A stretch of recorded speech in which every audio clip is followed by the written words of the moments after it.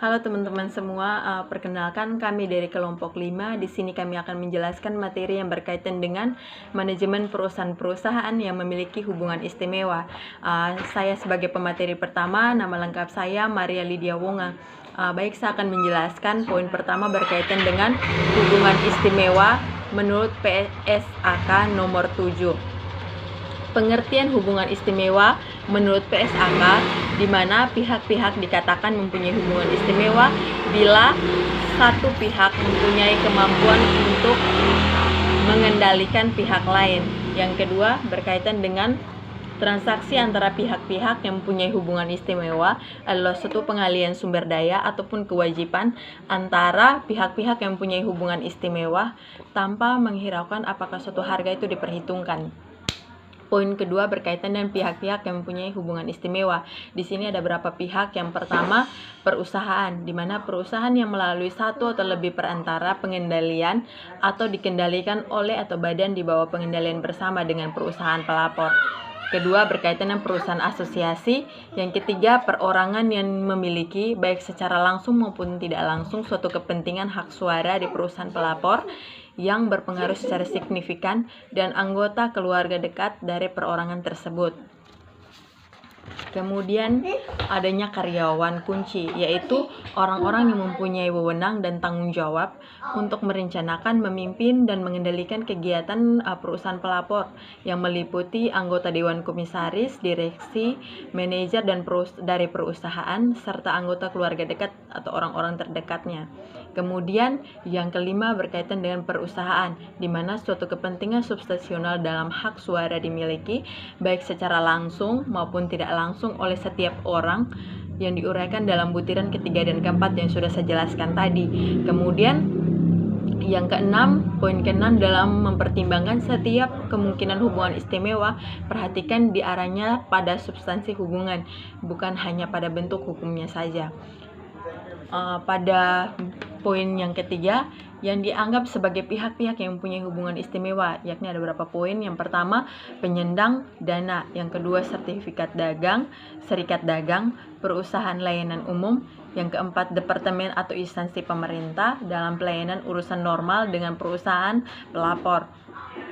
Kemudian yang kedua itu satu-satunya pelanggan, pemasok, pemegang hak franchise, distributor, ataupun perwakilan atau agen umum dengan siapa suatu perusahaan diadakan transaksi usaha dengan volume yang signifikan semata-mata karena ketergantungan ekonomi yang diakibatkan oleh keadaan. Kemudian yang keempat, pengertian hubungan istimewa menurut Fiskus. Di sini menurut pasal 18 ayat 4 Undang-Undang Nomor 36 Tahun 2008, di mana dinyatakan bahwa hubungan istimewa itu terjadi apabila yang pertama, wajib pajak mempunyai penyertaan modal langsung maupun tidak langsung paling rendah atau minimal 25%. Wajib pajak lain atau hubungan antara wajib pajak dengan penyertaan paling rendah 25% pada dua wajib pajak atau lebih. Demikian pula hubungan antara dua wajib pajak atau lebih tersebut terakhir. Kemudian yang kedua, hubungan istimewa seperti dimaksud di atas dapat mempengaruhi harga, yaitu adanya kemungkinan harga ditekan lebih rendah dari harga pasarnya. Kemudian yang berikutnya berkaitan dengan perpajakan dalam kaitan dengan transaksi yang dipengaruhi hubungan istimewa. Di sini menurut pasal 9 ayat 1 huruf E Undang-Undang PPH tahun 1983 mengatur bahwa untuk menentukan besarnya penghasilan kena pajak bagi wajib pajak dalam negeri dalam bentuk usaha tetap tidak boleh dikurangkan pembentukan ataupun pemupukan dana cadangan kecuali jumlah yang melebihi kewajaran. Itu baru boleh melakukan pengurangan. Kemudian yang kedua pasal 10 ayat Undang-Undang PPH nomor 10 tahun 1994 untuk menentukan harga perolehan atau harga penjualan dalam hal terjadi jual beli harta yang tidak dipengaruhi hubungan istimewa adalah jumlah yang sebenarnya dikeluarkan atau diterima, sedangkan apabila terdapat hubungan istimewa adalah jumlah yang harusnya dikeluarkan atau diterima. Di sini ada berapa poin? 2 poin, yaitu pada umumnya dalam jual beli harta, harga perolehan harta dibagi pihak pembeli atau harga yang sesungguhnya dibayar, dan harga penjualan bagi pihak penjual adalah harga yang sesungguhnya diterima. Yang kedua, dalam jual beli yang dipengaruhi hubungan istimewa, maka bagi pihak pembeli nilai perolehan adalah jumlah yang seharusnya dibayar atau dibagi pihak penjual, penjualannya adalah jumlah yang sebenarnya harus diterima. Sekian presentasi dari saya, kemudian teman-teman yang lain akan melanjutkan menjelaskan materi tersebut. Terima kasih. Perkenalkan, nama saya Fitrianus Kodaguru. Saya akan melanjutkan penjelasan tentang Undang-Undang Pajak Penghasilan. Pasal 10 ayat 1 Undang-Undang Pajak Penghasilan nomor 7 tahun 1983 yang diubah terakhir dengan Undang-Undang PPh nomor 36 tahun 2008 menegaskan pertama, harga perolehan atau harga penjualan dalam hal terjadi jual beli harta yang tidak dipengaruhi hubungan istimewa sebagaimana yang dimaksud dalam pasal 18 ayat 4 adalah jumlah yang sesungguhnya dikeluarkan atau diterima, sedangkan apabila terdapat hubungan istimewa adalah jumlah yang seharusnya dikeluarkan atau diterima. Baik, yang berikut Undang-Undang Pajak pertambahan nilai. Pasal 2 Undang-Undang PPN nomor 8 tahun 1983 yang telah diubah terakhir kalinya dengan Undang-Undang nomor 42 tahun 2009 menegaskan yang pertama, dalam hal harga jual atau penggantian dipengaruhi oleh hubungan istimewa, maka harga jual atau penggantian dihitung atas dasar harga pasar wajar pada saat penyerahan barang kena pajak atau jasa kena pajak itu dilakukan. Yang kedua, hubungan istimewa dianggap ada apabila pengusaha mempunyai penyertaan langsung atau tidak langsung sebesar 25% atau lebih pada pengusaha lain, atau hubungan antara pengusaha dengan penyertaan 25% atau lebih pada dua pengusaha atau lebih. Demikian pula hubungan antara dua pengusaha atau lebih yang disebut terakhir. Selain karena hal-hal tersebut di atas, hubungan istimewa antara orang pribadi dapat pula terjadi karena adanya hubungan darah atau karena perkawinan.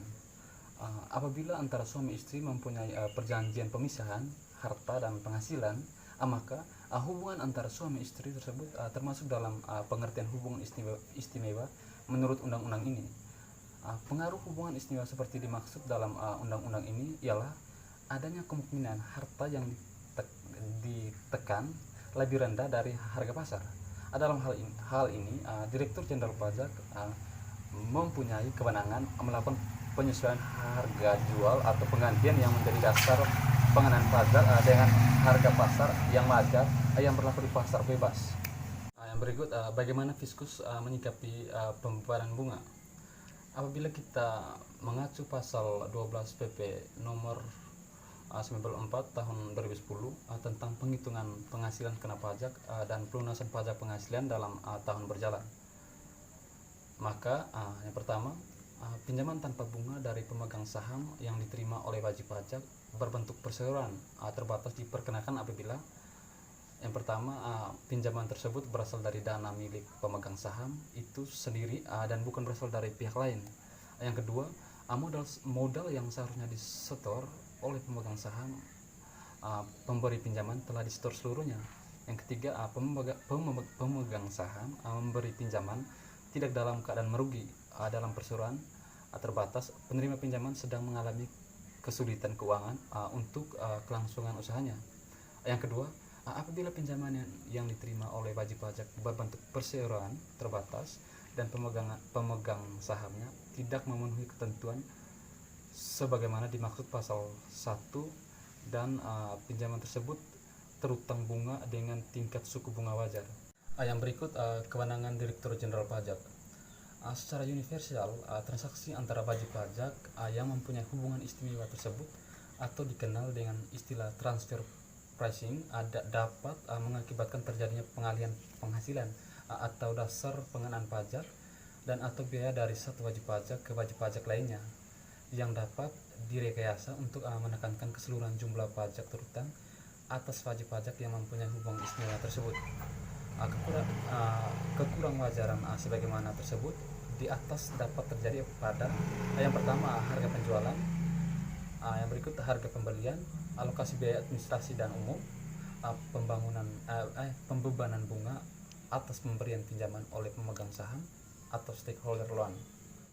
Kenalkan, nama saya Yasinta Zeno. Saya akan melanjutkan materi tentang metode penentuan harga transfer dalam suatu transaksi antara pihak yang mempunyai hubungan istimewa. Yang kedua, metode harga penjualan kembali adalah metode penentuan harga transfer yang dilakukan dengan membandingkan harga dalam transaksi suatu produk yang dilakukan antara pihak-pihak yang mempunyai hubungan istimewa dengan harga jual kembali produk tersebut setelah dikurangi laba kotor wajar.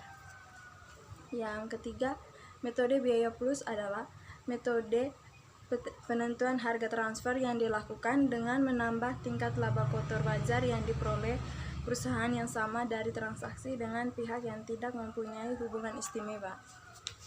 Yang keempat, metode pembagian laba adalah metode penentuan harga transfer berbasis laba tradisional yang dilakukan dengan mengidentifikasikan laba gabungan atas transaksi afiliasi yang akan dibagikan oleh pihak-pihak yang mempunyai hubungan istimewa tersebut dengan menggunakan dasar yang dapat diterima secara ekonomi.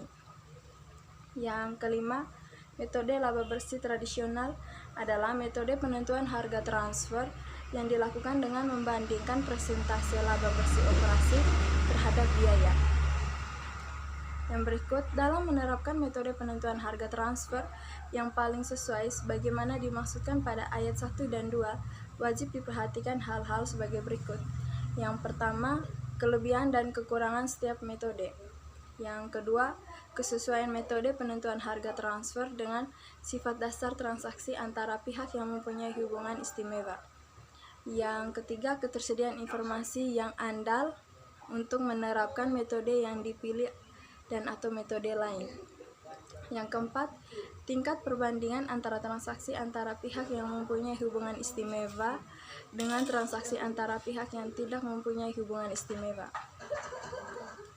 Yang berikut, kondisi yang tepat dalam menerapkan metode perbandingan harga antara pihak yang tidak mempunyai hubungan istimewa adalah: yang pertama, barang atau jasa yang ditransaksikan memiliki karakteristik yang identik dalam kondisi yang sebanding. Yang kedua, kondisi transaksi yang dilakukan antara pihak-pihak yang mempunyai hubungan istimewa. Yang berikut, kondisi yang tepat dalam menerapkan metode harga penjualan kembali adalah: yang pertama, tingkat kesebandingan yang tinggi antara transaksi antara wajib pajak yang mempunyai hubungan istimewa dengan transaksi antara wajib pajak yang tidak mempunyai hubungan istimewa. Yang kedua, pihak penjualan kembali tidak memberikan nilai tambah yang signifikan atas barang atau jasa yang diperjualbelikan.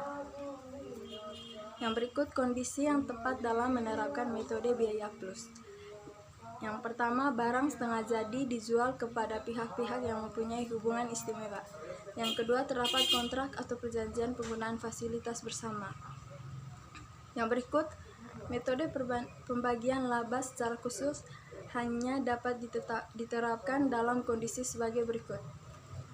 Yang pertama, transaksi antara pihak-pihak yang mempunyai hubungan istimewa terkait satu sama lain sehingga tidak dimungkinkan untuk melakukan kajian secara terpisah. Yang kedua, terdapat barang-barang tidak berwujud yang unik antara pihak yang bertransaksi yang menyebabkan kesulitan dalam menemukan data perbandingan yang tepat. Yang berikut, kondisi yang tepat dalam menerapkan metode laba bersih transaksi tradisional. Antara lain, yang pertama, salah satu pihak dalam transaksi hubungan istimewa melakukan kontribusi khusus. Yang kedua, salah satu pihak dalam transaksi hubungan istimewa melakukan transaksi yang kompleks dan memiliki transaksi yang berhubungan satu sama lain. Yang selanjutnya, permasalahan pihak-pihak yang mempunyai hubungan istimewa. Yang pertama, ada kalanya harga transaksi antara pihak yang mempunyai hubungan istimewa tidak ditentukan menurut salah satu dari ketiga metode. Yang kedua, kadang transaksi tidak terjadi jika tidak terdapat hubungan istimewa. Yang ketiga, posisi keuangan dan hasil usaha suatu perusahaan dapat terpengaruh oleh hubungan istimewa dengan suatu pihak tertentu. Yang keempat, kesulitan dalam menentukan harga pasar yang wajar. Yang berikut, pedoman pemeriksaan terhadap wajib pajak yang mempunyai hubungan istimewa. Pedoman pemeriksaan terhadap wajib pajak yang mempunyai hubungan istimewa diatur dalam Peraturan Dirijen Pajak Nomor 0/2/PJ/2013 tanggal 30 Mei 2013 sebagai peraturan pelaksanaan dari Peraturan Menku Nomor 17/PMK 03/2013 tentang tata cara pemeriksaan seperti diuraikan sebagai berikut. Yang pertama, perdagangan internasional dan perusahaan multinasional. Yang kedua, hubungan istimewa. Yang ketiga, prinsip kewajiban dan kelaziman usaha. Yang berikut, tahapan pemeriksaan transfer pricing. Pemeriksaan adalah serangkaian kegiatan penghimpunan dan pengolahan data, keterangan, dan atau bukti yang dilaksanakan secara objektif. Sekian materi dari saya, terima kasih. Baik, terima kasih. Nama saya Sony Selan. Saya akan menunjukkan presentasi tentang tahapan pemeriksaan transfer pricing. Nah, tahapan pemeriksaan ini tersendiri merupakan serangkaian kegiatan menghimpun dan mengolah data, keterangan ataupun bukti dilaksanakannya secara objektif maupun secara profesional berdasarkan suatu standar pemeriksaan untuk menguji kepatuhan wajib pajak untuk tujuan lain dalam rangka melaksanakan ketentuan peraturan perundang-undangan yang ada. Nah, pemeriksaan transfer pricing ini tersendiri terbagi menjadi beberapa bagian, yaitu tahap persiapan untuk pemeriksaan transfer pricing. Yang kedua ialah tahap pelaksanaan pemeriksaan. Nah, untuk tahap pelaksanaan pemeriksaan ini dia dibagi menjadi beberapa subbagian. Yang pertama ialah menentukan karakteristik usaha wajib pajak. Nah, dalam menentukan karakteristik usaha wajib pajak ini tersendiri ialah terdapat beberapa identifikasi yang harus dilakukan berdasarkan beberapa faktor. Nah, faktor itu tersendiri berupa yang pertama, kondisi yang mempengaruhi industri itu tersebut. Yang kedua, kondisi transaksi afiliasi. Yang ketiga, karakteristik wajib pajak sebagai bagian dari perusahaan grup. Yang keempat ialah rasio finansial. Dalam rasio finansial ini tersendiri yang dapat digunakan sebagai dasar perbandingan antara lain yaitu gross margin yang didapat dari laba kotor dibagi dengan penjualan.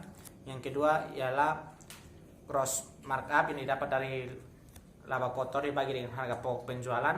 Yang ketiga, rasio tingkat pengembalian penjualan didapat dari laba bersih usaha dibagi dengan penjualan. Yang keempat ialah rasio tingkat pengembalian total biaya didapat dari laba bersih dibagi dengan HPP ditambah dengan biaya operasi. Yang kelima, rasio tingkat pengembalian aset didapat dari total laba bersih usaha dibagi dengan total operasi aset.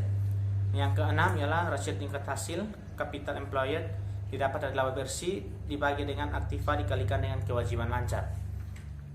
Yang ketujuh ialah rasio BERI, di mana ini didapat dari laba kotor dibagi dengan biaya operasi. Yang kedelapan, rasio hutang terhadap modal didapat dari hutang dibagi dengan modal. Yang berikut, rasio biaya terhadap penjualan didapat dengan biaya dibagi dengan penjualan. Dan yang terakhir ialah rasio pemasaran terhadap penjualan didapat dari biaya pemasaran dibagi dengan penjualan. Yang B ialah melakukan analisis fungsi. Nah, analisis fungsi ini dilakukan untuk mendapatkan identifikasi akurat terhadap karakteristik usaha wajib pajak serta lawan transaksinya. Yang kedua ialah memilih metode transfer pricing ini tersendiri. Dalam memilih metode transfer pricing ini tersendiri dibagi menjadi beberapa bagian, yaitu mengidentifikasi ketersediaan pembanding yang dipengaruhi oleh beberapa faktor, yaitu untuk melihat karakteristik barang atau jasa. Yang kedua, analisis fungsi, aset dan risiko. Yang ketiga, ketentuan kontrak. Yang keempat, ketentuan ekonomi. Dan yang kelima, strategi usaha yang ada. Untuk yang bagian berikut ialah menentukan metode transfer pricing yang paling sesuai berdasarkan faktor dan kondisinya tersebut. Yang ketiga, menerapkan prinsip kegiatan dan kelaziman usaha. Nah, dalam tahapan-tahapan ini, prinsip kewajaran dan kelaziman usaha ini diperhatikan sesuai beberapa hal berikut. Yang pertama ialah melakukan analisis kesebandingan. Yang kedua, meningkatkan kesebandingan. Yang berikut, penentuan harga atau laba wajar dan pemeriksaan terhadap transfer pricing itu tersendiri. Dan yang keempat ialah primary adjustment, secondary adjustment, dan juga corresponding adjustment. Dan yang terakhir adalah tahapan pelaporan pemeriksaan transfer pricing, di mana ini tahapan pelaporan ini pemeriksaan transfer pricing dilakukan sesuai dengan tata cara pemeriksaan yang ada. Terima kasih. Perkenalkan, nama saya Ika Tukapenu. Saya akan menjelaskan tentang metode pemeriksaan transfer pricing. Pemeriksaan transfer pricing terdapat transaksi wajib pajak dengan pihak afiliasi. Dapat dilakukan dengan menggunakan pengujian terhadap harga ataupun laba, baik itu laba kotor maupun laba bersih usaha. Setelah itu akan dilakukan analisis keseimbangan, pengujian atas prinsip kewajaran dan kelaziman usaha yang dilakukan dengan menggunakan metode transfer pricing.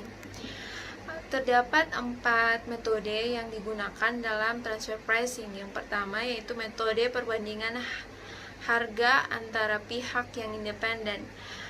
Metode ini merupakan metode penentuan harga transfer yang membandingkan harga barang atau jasa dalam transaksi dengan barang atau jasa dalam transaksi independen.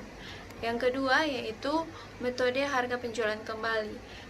Metode ini merupakan metode penentuan harga transfer yang menentukan harga pembeli barang dan jasa dari pihak afiliasi dengan cara mengurangkan laba kotor pihak independen yang sebanding dari harga jual kembali barang dan jasa tersebut kepada pihak independen. Yang ketiga yaitu metode biaya plus. Metode ini merupakan metode penentuan harga transfer yang menambah laba kotor dari transaksi independen yang sebanding terhadap biaya yang ditanggung dalam transaksi afiliasi.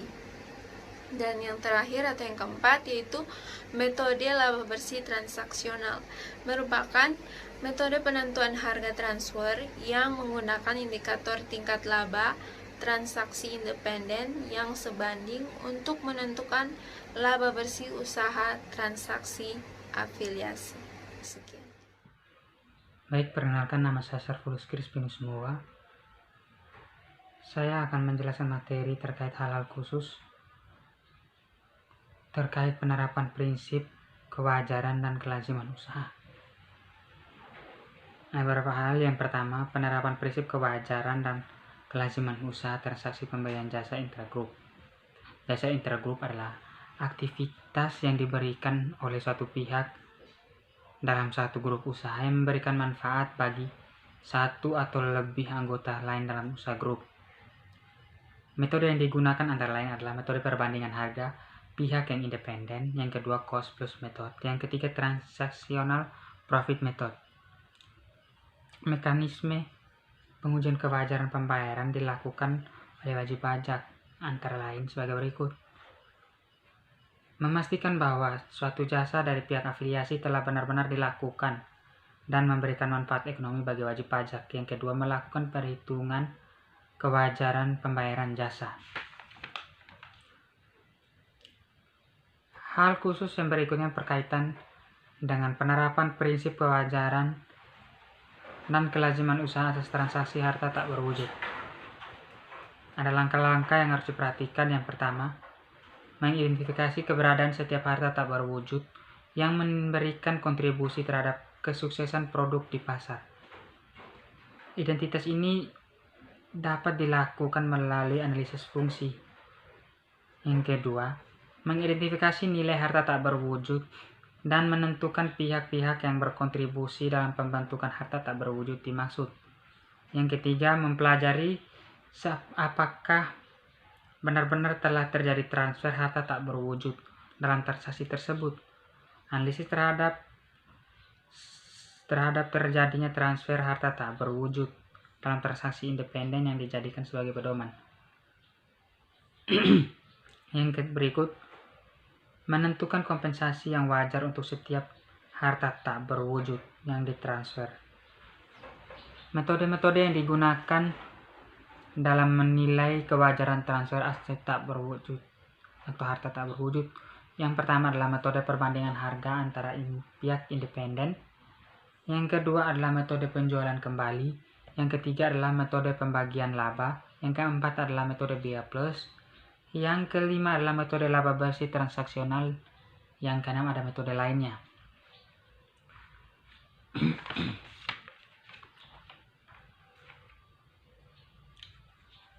Penerapan prinsip dan kelaziman usaha transaksi pembayaran bunga. Pada transaksi pinjaman intragrup, kompensasi yang diberikan pada umumnya dapat berupa antara lain tingkat suku bunga, tingkat suku bunga, ataupun biaya jaminan dalam pinjaman digaransi oleh perusahaan grup yang dibebankan kepada peminjam. Sedangkan metode yang digunakan untuk menguji transaksi pembayaran tersebut adalah metode perbandingan harga antara pihak yang independen atau CAP. Hal-hal yang perlu diperhatikan dan menentukan kewajaran kelaziman usaha pada transaksi pinjaman intragrup antara lain melakukan analisis atau kebutuhan utang. Yang kedua, memastikan bahwa pinjaman dari pihak afiliasi benar-benar terjadi. Yang ketiga, menentukan pengujian kewajaran utang. Yang keempat, melakukan pengujian kewajaran tingkat suku bunga.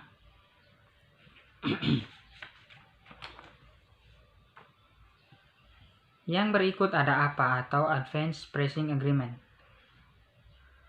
atau dalam kata lain kesepakatan harga transfer. Kesepakatan harga transfer adalah perjanjian antar Direktur Jenderal Pajak dan wajib pajak dan atau otoritas pajak negara lain sebagaimana telah dimaksud dalam pasal 18 ayat 3A Undang-Undang PPH untuk menyepakati kriteria-kriteria atau menentukan harga wajar atau laba wajar yang dimuka para pihak yang mempunyai hubungan istimewa. Ketentuan tentang kesepakatan harga transfer atau APA diatur dalam peraturan Dirjen Pajak nomor per 69 PJ/2010. Antara lain, tujuan diadakan APA adalah untuk mengurangi terjadinya praktik penyalahgunaan transfer pricing atau transfer pricing oleh perusahaan multinasional. Yang kedua adalah persetujuan antara wajib pajak dengan Direktur Jenderal Pajak mencakup beberapa hal antara lain harga jual produk yang dihasilkan, jumlah royalti dan lain-lain tergantung pada kesepakatan. Yang ketiga, keuntungan dari APA selain memberikan kepastian hukum dan kemudahan perhitungan pajak, Fiskus tidak lagi perlu mengoreksi atas harga jual keuntungan produk yang dijual wajib pajak kepada perusahaan dalam grup yang sama. Jadi Fiskus tidak perlu repot-repot. Yang berikutnya, APA dapat bersifat unilateral, merupakan kesepakatan antara Direktur Jenderal Pajak dan wajib pajak, atau bilateral, yaitu kesepakatan antara Direktur Jenderal Pajak dan otoritas perpajakan negara lain menyangkut wajib pajak yang berada dalam wilayah yurisdiksinya. Beberapa tips tax planning tentang pemakaian barang antar perusahaan yang memiliki hubungan istimewa dan penagihannya.